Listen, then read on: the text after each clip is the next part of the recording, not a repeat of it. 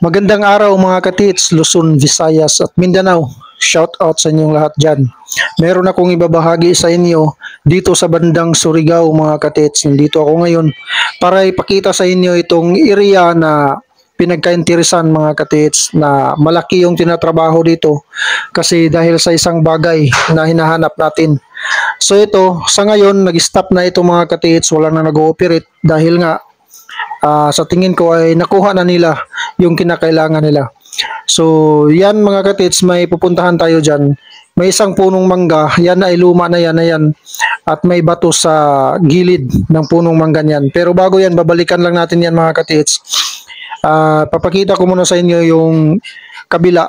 Dahil hanggang dyan, banda, ang tinatrabaho nila, napakalawak talaga mga katits, yung kanilang sinira. No, dahil gawin daw itong airport, pero ito ay nag-stop na mga katits.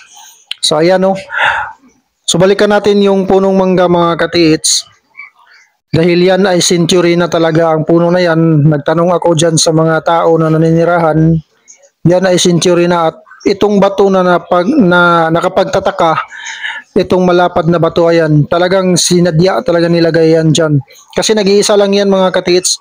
Ayan.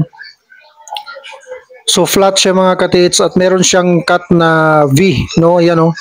Tapos itong gilid niya ay naka wall type papunta diyan sa ilalim ng puno ng mangga. Yung gamot, kung nakikita niyo yung gamot ng mangga mga katits, ayan, ay nabonsai na yan, ay halatang halata talaga na luma na yan dahil yung gamot niya yan oh, para rin hugis ng bato mga katits. At ang ilalim niyan mga katits ay butas na yan.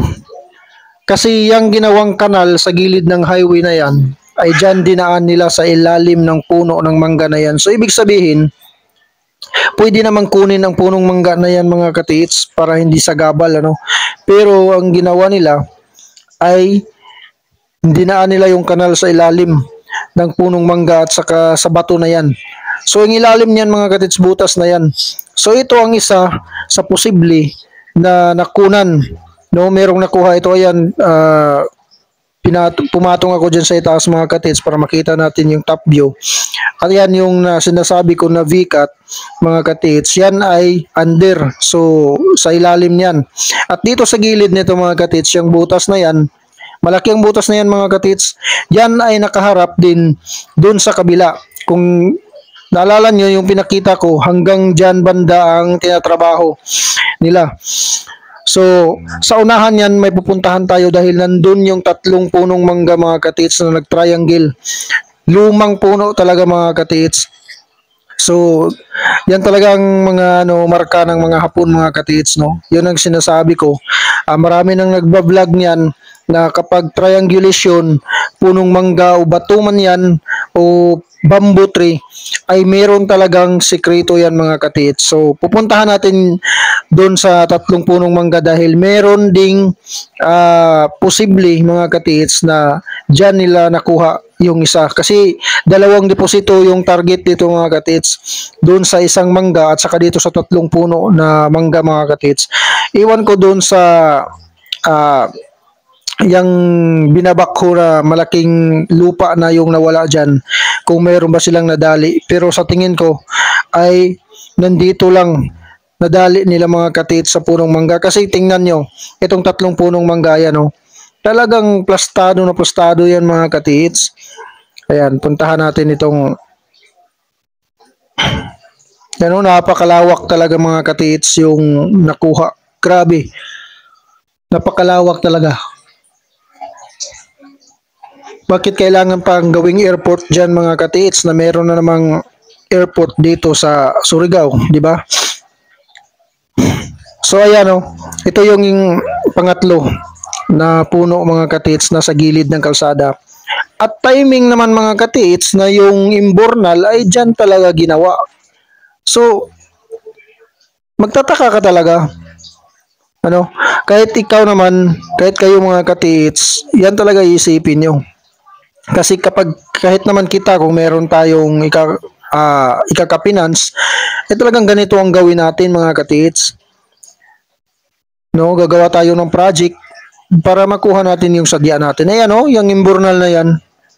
Diyan dumadaan yung tubig. So, ibig sabihin positive talaga mga katits. Merong 3 punong mangga na luma na.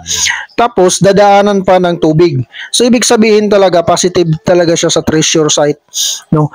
So, yung sa kabila yon, yung punong mangga na isa na yun mga katits, posibleng doon nakuha ang isang giveaway.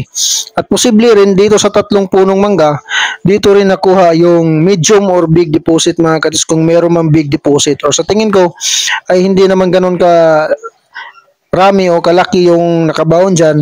Pero kapag sinasabi nating kayamanan mga katits ay malaking halaga na yan. Kahit nga mga antik lang na mga bagay, malaking halaga na yan kasi lumang-luma na yan mga katits. How much more no kapag mga gold bars or mga gold no, kahit na anong klase basta gold, yan ay mahalaga. Yan ay mahal talaga mga katits. Kasi sa ngayon, ang kilo ng gold ay 3.5 million na mga katits. So, napakalaki na yan. So, kahit isang barita lang, milyonaryo ka na. So, yun yung isang punong mangga. Yan ay nasa mga, sa tingin ko ito ay nasa mga 50 to 60 meters yata mga katits. So, more than pa. Hanggang dyan, no? So, talagang makikita mo na ito ay isang markings talaga mga katits. So positive talaga siya sa treasure. So napakaswerte nila. Wala tayong laban dyan mga katits dahil tayo ay wala tayong kakayahan o pera para panggastos. Ano? Ito sa kanila ay meron naman silang pera mga katits. So meron talaga silang panggastos sa pagkuha ng mga kayamanan mga katits. So napakalaking trabaho ito ang ginawa nila. Nagano pa sila ng project para lang makuha yung sadya nila mga katits. So, dyan banda sa tinuturo ko sa may Imburnal, ang posibleng nakuhanan ng deposito at sa dun sa kabilang isang mangga mga katits. So, dalawa ang nadali dyan mga katits. Posibleng dalawa ang nadali dyan. Ito wala na talaga mga katits. Nakuha talaga nila ito mga katits. Wala man tayong proof niyan kasi hindi naman natin nakikita. Pero mga totoong treasure hunter, mga katits, alam yan. Alam yan. Magbabase ka lang sa mga marka. Yung sa bato na malaki mga katits, wala ka nang ibang makikita doon na mga guhit-guhit o mga engrave. Kasi nga, sa tingin ko sinira nila eh. Pero maliban na lang sa isang butas na naiwan doon na nakaharap dyan sa 3 punong mangga na yan. At itong VCAT na ito mga katits, ito. So yan lang yung marka na naiwan dyan. Ito yung butas na to mga katits na nakaharap dun sa 3 puno na mangga. So positive yan mga katits. So yan lang no. Kapag tayo ay totoong treasure hunter talaga, dapat marunong talaga tayong kumilatis ng marka o bumasa sa mga marka mga katits dahil kapag ang mga marka ay sinira na ng mga tao mga katits, pero nandyan pa yung mga puno na mga luma na, so yan pwedeng pagbasihan natin mga katits. So yun lang mga katits no, ang aking maibabahagi sa inyo ngayon. Sana ay meron kayong nakuhang idea. Meron naman talaga mga katits na makuha na idea nito dahil yan no, 4 na punong mangga na luma, 3 yung nahiwalay at nakahiwalay yung isa. So kapag ganyan mga katits, talagang magtataka ka na. So yan mga katits, sana ay pagpalain tayo ng Panginoon. So God bless sa inyong lahat. God bless sa ating lahat mga katits.